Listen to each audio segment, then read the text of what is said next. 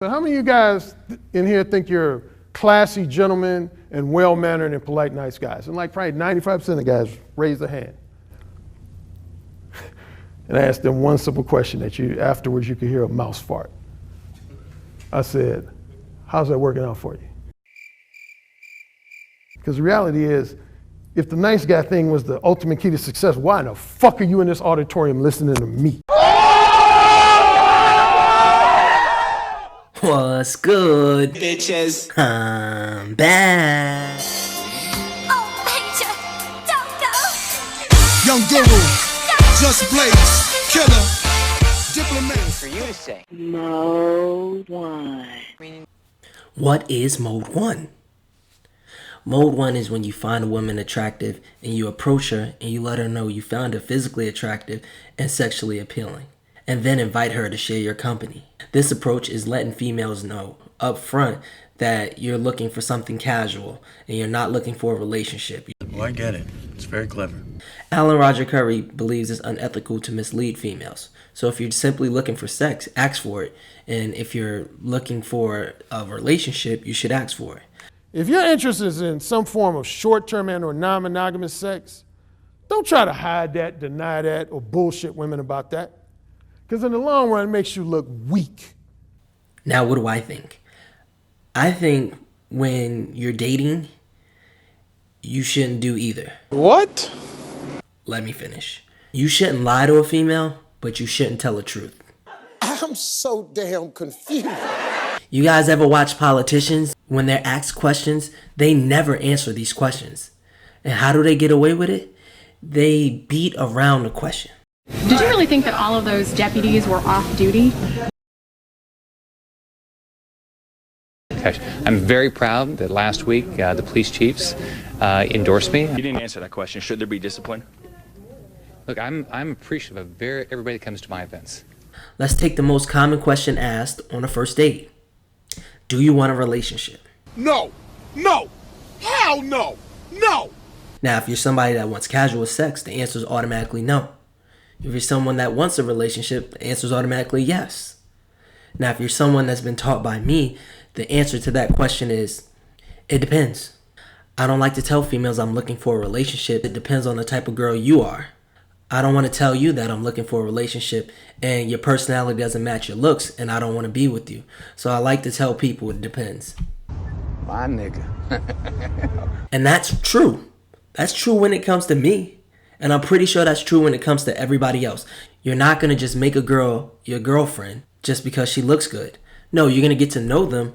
And then if you like them, you date them. If you don't like them, but she's hot, you're probably going to have casual sex with her. True, and yeah, that's pretty true. Let's be honest. That's how I lived my life. The relationships that I've been in, I've never went looking for a girlfriend. They just happened. So to me, that is the honest truth. And to everybody else, that's the honest truth. 90% of my dates, I was looking for casual sex. Why the fuck you lying? Why you always lying? Every girl I've been with has started off like, all right, she's cute. I'm taking her out. I want casual sex. But the girl's personality matched her looks. And then over time, I started to feel her more and more and spend more time with her. And then over time, I just stopped contacting people because, I was hanging out with that person that I wanted to be my girlfriend. Now, I'm not saying that you shouldn't lie, but listen to this clip about ethics. And he had like this cheerleading group of 3 or 4 guys. They all laughed like, yeah, he's right, man. Alan Roger Currie, you try to be Mr. Ethical, getting laid. I said, oh, really? I said, oh, okay. Why don't we go out later on today and find a 14-year-old girl and just gangbang her, just fuck the shit out of her? He said, oh my God, dude, are you perverted? I said, what? You got some age-related ethics? He's like, oh. I said, maybe that was extreme. Let's find a 21-year-old woman. While you got her talking, I'll put some date rape ecstasy drugs in her drink, and then she'll drink, and then we'll take care of her. Damn, dude, like, I said, what's wrong? You got some ethics related to drugs? And he's like, touche. Then our cheerleading group just got up from the table and walked away. And bottom line, I said, you may not have the same exact ethics as I do, But you just revealed that you have ethics. So listen, I'd be lying if I told you that I've never lied to females. Hell, I've had 5 girlfriends at the same time. That boy is good. And how did I do that? I didn't go by saying like, oh, you're number 3, you're number 4, and you're number 1. You hold a special place in my heart. No, I lied. And at this point in my life, you know, I don't judge people. So if you want to lie to females, that's cool. If you want to tell them the truth, that's cool too. As long as you like, comment, share, and subscribe. Really, nigga?